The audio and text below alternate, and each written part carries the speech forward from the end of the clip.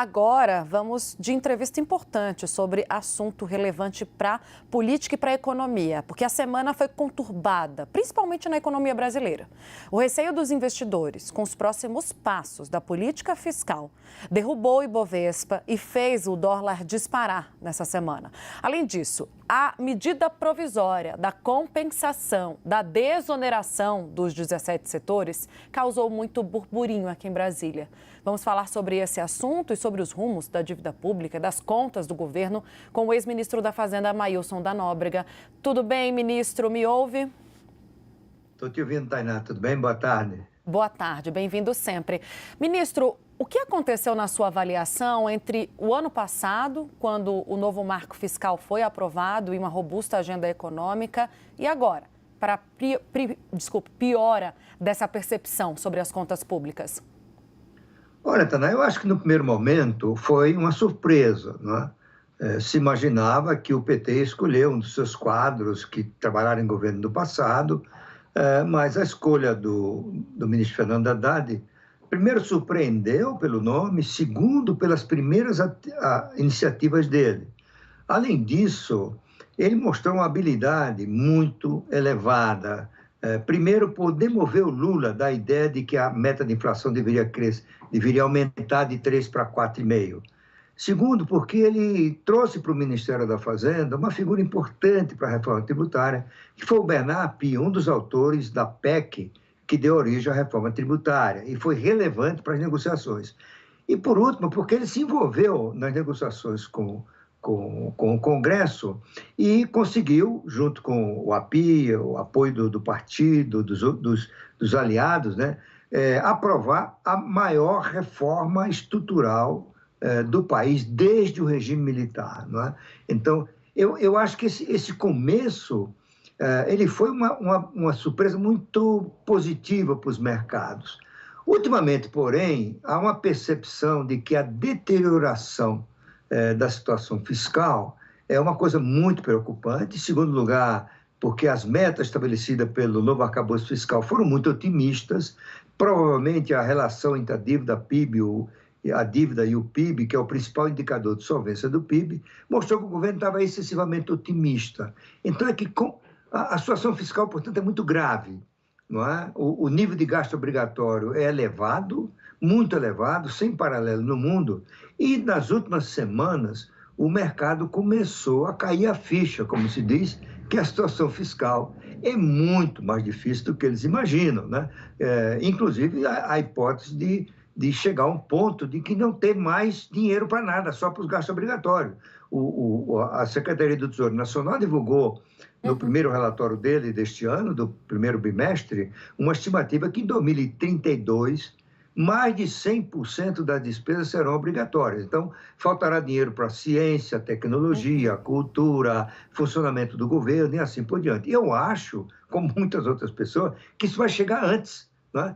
E isso leva à percepção de que o Brasil está entrando num território muito perigoso, digamos assim, que pode enveredar por uma crise fiscal que seria seguida por uma crise financeira. Né? E, ao mesmo tempo, a percepção de que a taxa de juros nos Estados Unidos vai demorar muito a cair, muito em relação ao que se pensava no passado. Se pensava que o Banco Central Americano, o Fed, começaria a reduzir a taxa de juros em março, depois para junho, agora em setembro, e já tem gente achando que não vai ser este ano. Né? Eu acho que está mais para setembro do que para o próximo ano. E tudo isso contribuiu para mudar a percepção de risco dos mercados no Brasil e no exterior. E daí a pressão que apareceu sobre o câmbio. Né?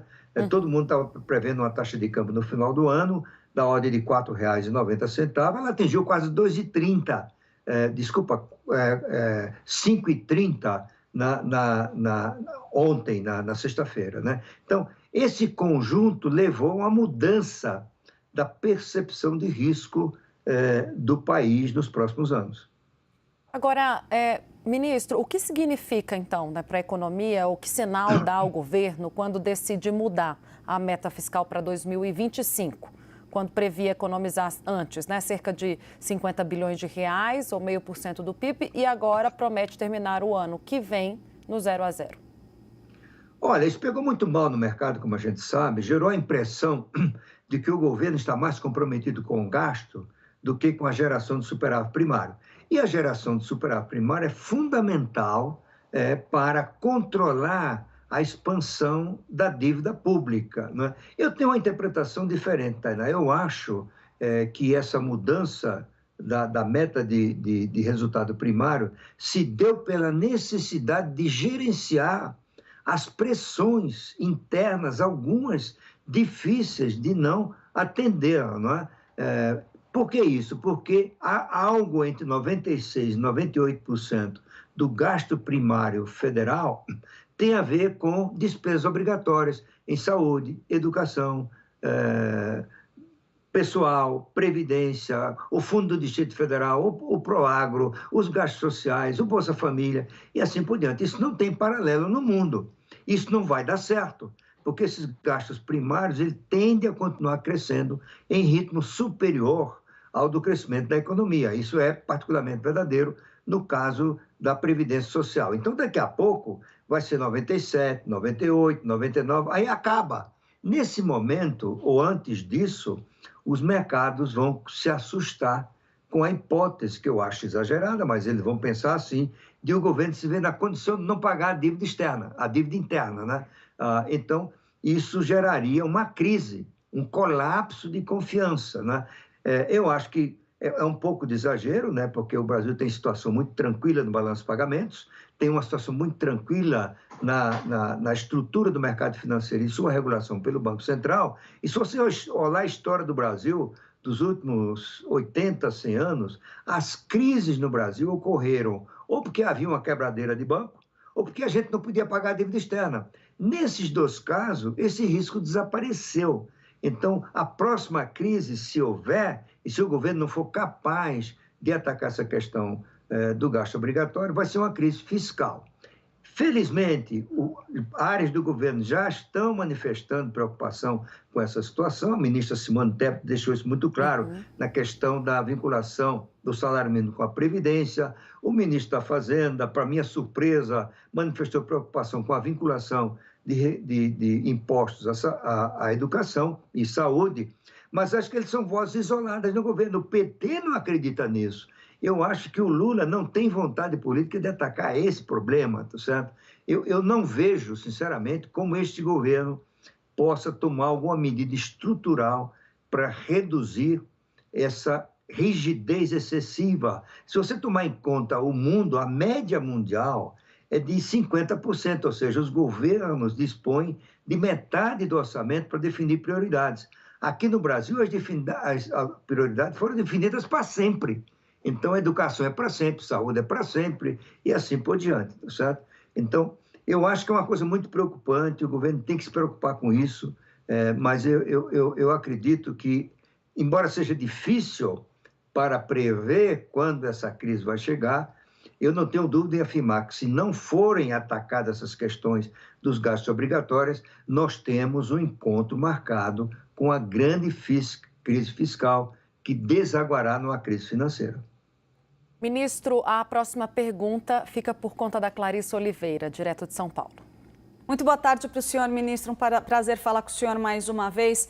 Ministro, quando a gente conversa em reservado com ministros do presidente Lula, com auxiliares e membros da equipe econômica, a gente observa essas mesmas preocupações que o senhor aponta. Mas o discurso do presidente Lula, da porta para fora, é de um otimismo que parece não condizer com o cenário real. Vou dar um exemplo. Em relação ao crescimento de 0,8% do PIB, o presidente disse que, olha, era uma prova aí para os negacionistas, como ele disse, de que a receita do governo está certa. Mas no primeiro trimestre a gente teve computados aí no crescimento do PIB, a injeção de recursos do salário mínimo, pagamento de 90 bilhões em precatórios. Então, tem aí uma maquiagem, né, que não vai se sustentar nos próximos meses. Eu queria uma posição do senhor, uma avaliação do senhor sobre o que a gente pode esperar em termos de crescimento para os próximos meses, considerando que esse PIB do primeiro trimestre traz esses elementos atípicos e também de que forma isso se relaciona com a dívida, como o senhor disse, porque a gente de fato tem uma questão aí fiscal para ser resolvida que ainda não está conseguindo ser enfrentada pelo governo, né? Olha, Clarissa, o resultado do PIB veio melhor do que se esperava. Por exemplo, nós da Tendências projetávamos um crescimento de 0,6% no trimestre. Mas isso não alterou a nossa perspectiva de crescimento do PIB este ano de apenas 1,8%. E por que isso? Grande parte do resultado do primeiro trimestre se deveu à agricultura. A agricultura cresceu simplesmente 13%. É um crescimento expressivo. E, claro, a partir de agora, passada a safra, o resultado das enchentes no Rio Grande do Sul, a nossa estimativa é que o PIB da agricultura vai cair 0,1%. Portanto, não há razão para imaginar, como imagina o presidente, que isso é um sinal de que o PIB vai crescer 3% ou mais, como ele está prometendo. O presidente chegou a dizer, ousadamente, a meu ver, exageradamente, a meu ver, que vai quebrar a cara quem achar que o PIB não vai crescer tanto, né? Então, eu acho que o presidente Lula tem aquela ideia de que ele é que produz, no fundo, o crescimento. O que ele diz se torna realidade. E, na verdade, a realidade é um pouco diferente do discurso, né? Eu acho que nós vamos ter um crescimento mais equilibrado, a indústria vai crescer um pouco, 2%, o serviço aí perto disso, mas dificilmente nós vamos chegar à estimativa de 2,5% da área econômica do governo, menos ainda os 3% são mais que o presidente Lula tem prometido. Ministro, mais uma pergunta antes da gente finalizar, falando ainda da atuação do ministro Fernando Haddad, quando ele insiste em cortar benefícios tributários, né? Ele chama de gastos. Na verdade, não parece, pelo menos, que tem surtido muito efeito até aqui. Qual é a dificuldade em se retirar esses benefícios ou gastos tributários, seja lá a melhor forma de nomeá-los, de empresas e setores? Olha, Tânia, tem dois tipos de dificuldade. A primeira é que esses benefícios estão aí porque alguém plantou, né? Tá certo? Sim. Então, você tem interesses que se opõem à mudança desses benefícios, lobbies que vão ao Congresso dizer que isso vai destruir a indústria nacional, que isso vai prejudicar a agricultura, que isso vai prejudicar as exportações e assim por diante. Eu me lembro que essa discussão sobre reduzir gasto tributário começou quando eu estava lá, não é? Em 1987, portanto, quase 30 anos atrás. Em segundo lugar, a dificuldade que existe no governo para cumprir, por exemplo, a regra da Lei de Responsabilidade Fiscal. Tem um dispositivo da Lei de Responsabilidade Fiscal que é muito importante, que diz o seguinte: você só pode dar um incentivo fiscal se tiver uma compensação do outro lado do gasto, do aumento de receita e assim por diante. E a gente viu isso acontecer agora, com essa questão da desoneração da folha de salários de 17 setores da economia. Isso vai gerar uma despesa de 26 bilhões, ou uma renúncia de receita de 26 bilhões, e é preciso achar uma compensação.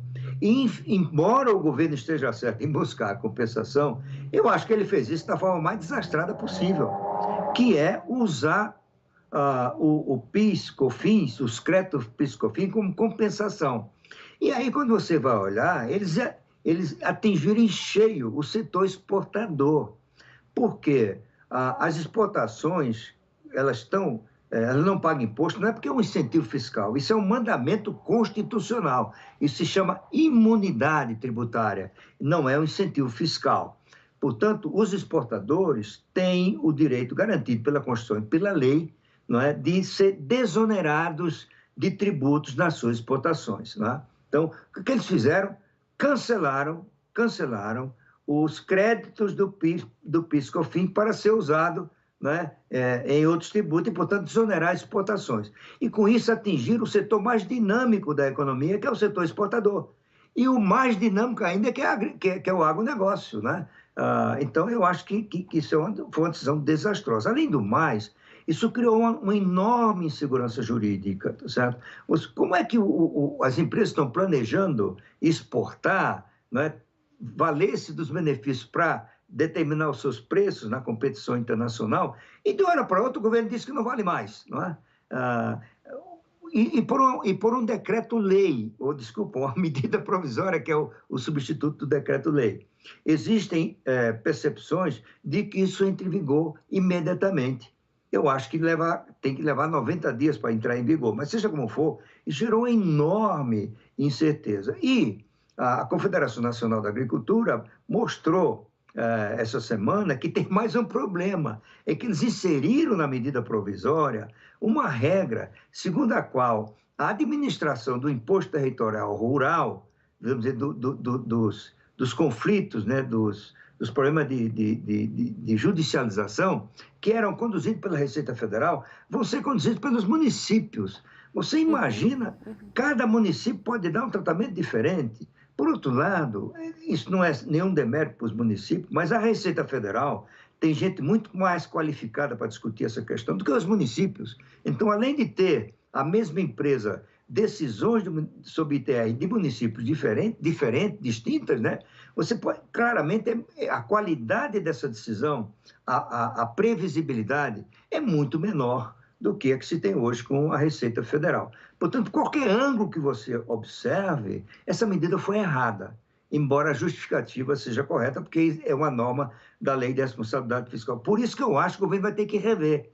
Seja desistir dessa ideia, tentar outra, seja correr o risco de o Senado devolver a medida provisória, alegando até a sua inconstitucionalidade, seja porque isso pegou de surpresa todo mundo. Né? Você imagina uma empresa, como eu mencionei aqui, que acha que tem um horizonte de todo ano para programar suas atividades, e de uma hora para outra é surpreendida com um custo elevado, porque as empresas vão perder caixa, vão ter que tomar dinheiro emprestado a mais, não é? Enfim, realmente, deixa-me usar essa palavra, essa medida foi desastrosa e certamente vai ter que ser revista. Inclusive, a Procuradora-Geral da Fazenda Nacional interpretou publicamente que, pelo menos no que toca às exportações, essa medida vai ter que ser revista. E ela é mais importante nas exportações.